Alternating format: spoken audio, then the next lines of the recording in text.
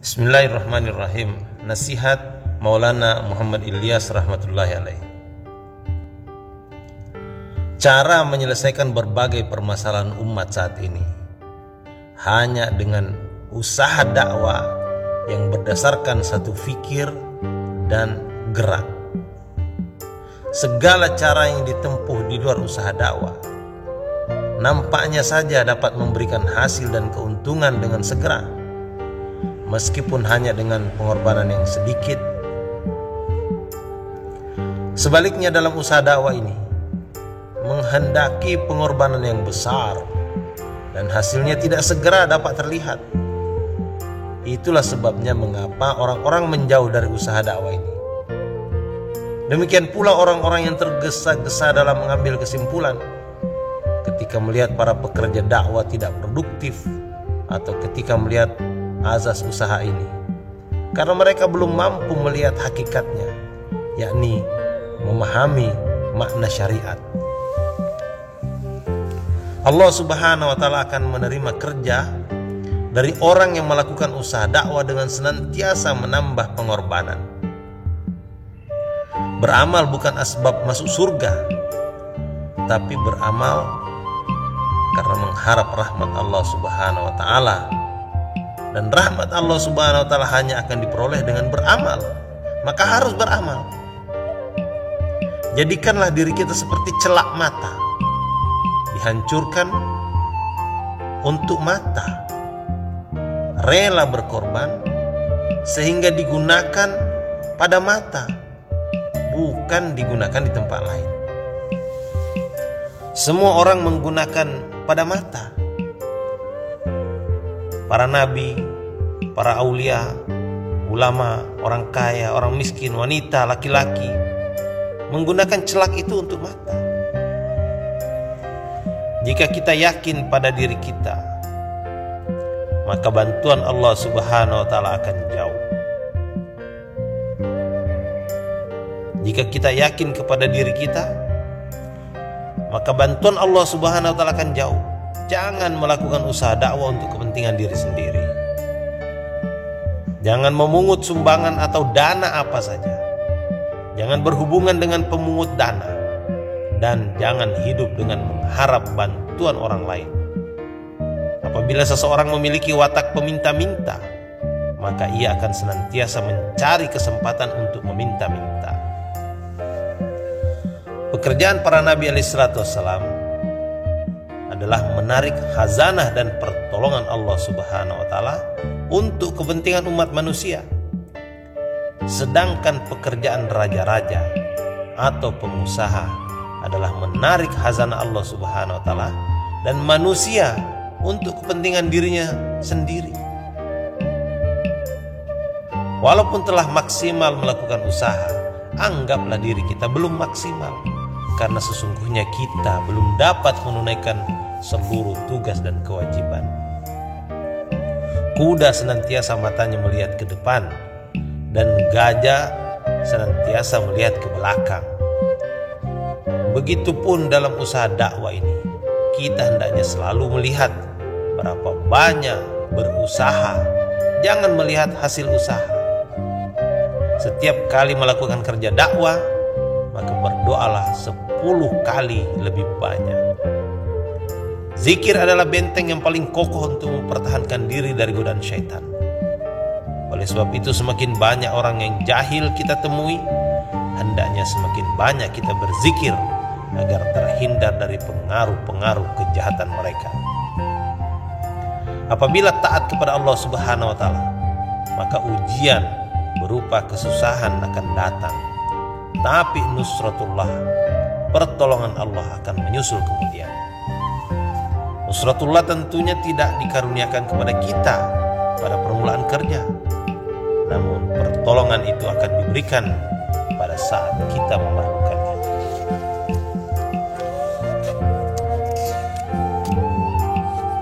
Baterai seorang dai adalah zikrullah. Lebih banyak seseorang berzikir, maka kesan pikirannya akan tersebar kepada orang lain. Nur di dalam hati akan bertambah dengan amalan dakwah, ibadah, menangis, dan risau memikirkan keselamatan umat. Dan banyak menangis melihat keadaan umat, kita akan memperoleh banyak manfaat. Orang yang mengalirkan air mata dan risau di hatinya melihat keadaan amal agama yang telah rusak, maka ia akan dapat melakukan usaha agama. Apabila orang yang baru ikut usaha dakwah membuat program kerja, jangan merasa disaingi. Jagalah diri dari sifat ujub, bangga diri, riya, ingin dipuji, dan ingin masyhur, karena semua itu adalah hawa nafsu. Hendaklah membentuk sifat rendah hati dalam pandangan diri sendiri dan jangan merasa lebih tahu. Orang yang tidak melihat kekurangan dirinya sendiri adalah orang yang tidak mengikuti usul-usul dakwah. Apabila engkau teringat kebaikanmu, maka ingat pula keburukanmu. Niscaya Allah Subhanahu wa Ta'ala akan merendahkan dirimu di hadapan. Orang yang lupa diri telah masuk dalam perangkap setan. Saya lupa diri, maka saya lupakan Allah, sehingga Allah melupakan saya. Barang siapa yang tidak sempat melihat keburukan saudaranya, maka ia akan dimajukan dalam usaha ini, dinaikkan derajatnya yang tidak akan dicapai oleh orang lain, akan diberi taufik untuk bertaubat dan meninggalkan amalan buruknya.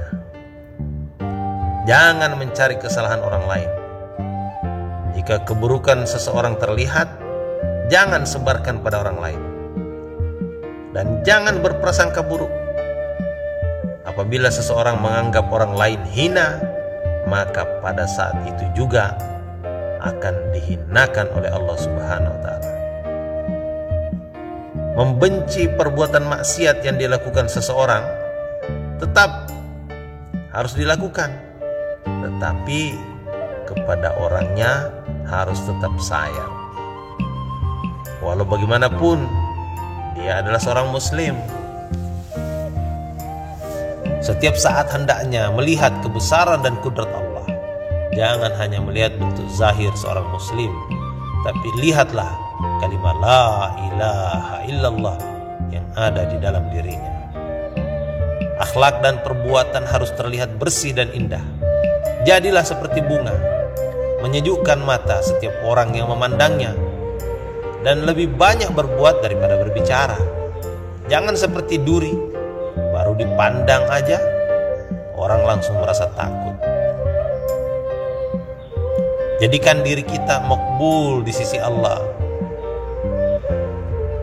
maka Allah Subhanahu wa Ta'ala akan memerintahkan seluruh makhluk untuk mencintai kita. Senantiasa memperbanyak istighfar, karena sesungguhnya manusia itu lemah. Kita tidak dapat memfokuskan pikiran kita atau tawajuh 100% terhadap usaha agama. Ada saja urusan keduniaan yang dicampur adukan dalam urusan Allah Subhanahu wa Ta'ala, meskipun tanpa disengaja. Allah Subhanahu wa Ta'ala tidak akan memasukkan orang-orang sombong ke dalam surga. Jaga selalu amalan dan senantiasa ingat bahwa saya selalu melakukan kesalahan, sudah banyak lalai serta tidak dapat melakukan usaha agama ini dengan benar. Senantiasa bertaubat. Jika tidak, Allah Subhanahu wa Ta'ala akan meletakkan diri kita dalam kemaksiatan. Musuh selalu mengintai, yaitu hawa nafsu dan syaitan. Maka waspadalah dan berjaga-jaga dari serangan mereka. Saling menjaga kesatuan hati.